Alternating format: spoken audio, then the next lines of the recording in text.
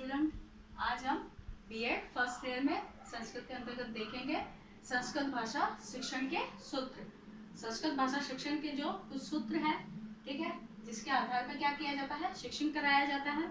अब उसमें क्या है, पहला है जो है वो बालों को हम सिखाते हैं क्या, ज्ञात से अज्ञात की और। ज्ञात से अज्ञात की और कैसे, जो बच्चे को ज्ञात है, यानी कि जो बच्चे को पहले से ज्ञात है उसी के आधार पर क्या करना चाहिए, एक अध्यापक द्वारा विषय वस्तु को जोड़कर बच्चे को पढ़ाया जाना चाहिए, जिससे क्या कर सके, वो बच्चा जो है वो शीघ्रता से उस विषय वस्तु को सीख सके। यानी कि जो हमारे जो प्रश्न है किए जाते हैं शिक्षक द्वारा, वो कैसे होना चाहिए, ज्ञात से आधारित, यानी बच्चे को जो ज्ञान है उससे जोड़कर ही प्रश्नों को किया जाना चाहिए और अज्ञात विषय वस्तु को बताया जाना चाहिए। यानी ज्ञात से, यानी जो चीज बच्चे को ज्ञात है उसी से प्रश्नों को जोड़ते हुए अज्ञात चीजों तक ले जाना और उसे उन विषय वस्तु, उन प्रश्नों का ज्ञान कराना ही क्या है, ज्ञात से अज्ञात की ओर।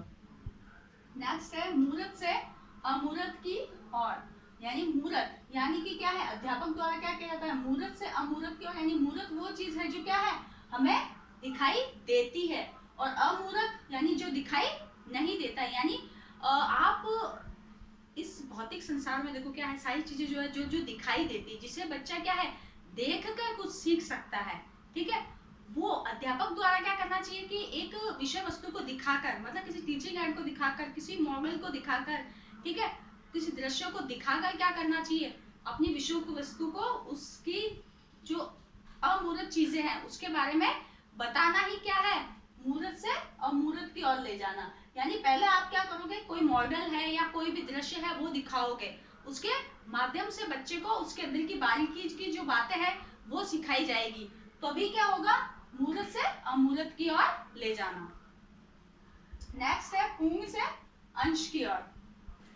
किसी भी वस्तु में देखो, पूर्ण से अंश की ओर क्या, कोई भी व्यक्ति जो है वो क्या देखता है, कभी भी किसी वस्तु को देखता है तो क्या देखता है, उस वस्तु के पूर्ण रूप को देखता है, ठीक है, यानी उसके पूर्ण रूप को देखता है, फिर बाद में धीरे धीरे वो देखता है, तब उसके अंश पर उसकी क्या है, नजर जाती है। तो इसी प्रकार क्या है, पहले पूर्ण से अंश की ओर, यानी कि क्या है, किसी भी विषय वस्तु को बच्चा जब किसी भी डायग्राम को या किसी चीज को देखता है तो पहले उसके पूर्ण रूप को देखेगा, उसके बाद में उसके हर अंश की ओर उसका ध्यान जा पाता है। तो मतलब किसी भी अध्यापक द्वारा क्या किया जाना चाहिए, अगर वो किसी मानव शरीर के बारे में पढ़ाना चाहता है तो पहले उसको मानव शरीर का डायग्राम दिखाएगा, और जब बच्चा उसका डायग्राम देख लेगा, ठीक है, तो उसकी क्या है, उसके बारे में मोटे मोटे तौर पर सारी बातें बता दी जाएगी। उसके बाद में उसकी जो बारीकी की जो आंतरिक जो बातें हैं उन सब के बारे में फिर बाद में वो ज्ञान देगा। तो इसी प्रकार से क्या हो जाएगा, पूर्ण से अंश की ओर ले जाना। यानी पहले उसने क्या किया, शिक्षक ने उस मानव शरीर को जो क्या किया,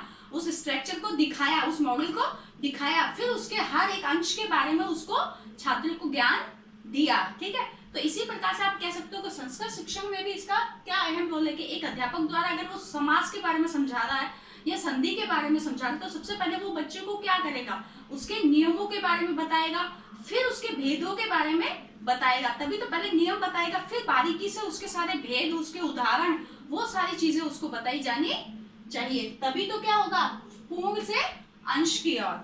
नेक्स्ट है हमारा सरल से कठिन की ओर। सरल से कठिन की ओर, इसके अंतर्गत क्या होता है, किसी भी बच्चे को समझाने से पहले क्या है, सरल विषय वस्तु को समझाकर उसके बाद में ही कठिन वस्तु समझाई जानी चाहिए, क्योंकि बच्चे को जब सरल वस्तु समझाई जाएगी तो बच्चा उस चीज को इजीली सीख सकेगा, और फिर बाद में कठिन वस्तु समझाएंगे तो वो उसे समझने के लिए क्या हो जाएगा, जब तक तैयार हो जाएगा। और अगर अब जाते ही अगर स्टार्टिंग में ही हम क्या करेंगे, बच्चे को कठिन वस्तु सिखा देंगे तो बच्चा जो है वो उसे जल्दी से सीख नहीं पाएगा और क्या हो जाएगा, बोर हो जाएगा, ठीक है। इसलिए हमेशा क्या है, शिक्षण का यही रूल है कि सबसे पहले छात्रों को क्या है, सरल विषय वस्तु ही सिखाई जानी चाहिए, और इसी हिसाब से जो है वो पाठ्यक्रम का निर्धारण भी होता है, ठीक है। पहले सरल विषय वस्तु को समझाया जाता है, बाद में कठिन विषय वस्तु आती है। उसके बाद नेक्स्ट हमारा आ जाता है विश्लेषण से संश्लेषण की ओर। विश्लेषण से संश्लेषण की ओर कैसे, किसी भी संस्कृत अध्ययन हो या किसी भी विषय वस्तु में अगर जो समझाया जाता है, ठीक है, बच्चे को, तो क्या है, पहला संश्लेषण किया जाना चाहिए, किसी भी शब्द को क्या किया जाना चाहिए, तोड़कर, ठीक है, सॉरी विश्लेषण, ठीक है, विश्लेषण और संश्लेषण। विश्लेषण के अंतर्गत क्या आ जाता है हमारा, किसी भी शब्द को क्या करना होता है, तोड़ना होता है, ठीक है। शब्द को तोड़कर अलग अलग कर कर उसको सरल कर दिया जाता है और फिर उसका अर्थ बताया जाता है, वो क्या होता है, हमारा विश्लेषण होता है। और संश्लेषण जो होता है वहां पर क्या है, दो अलग शब्दों को, दो तोड़े हुए अलग शब्दों को क्या किया जाता है, आपस में एक कर दिया जाता है, मेल कर दिया जाता है और फिर उसका जो सार्थक अर्थ होता है साथ में वो बताया जाता है। वो हमारे किसके अंतर्गत आ जाता है, संश्लेषण के अंतर्गत।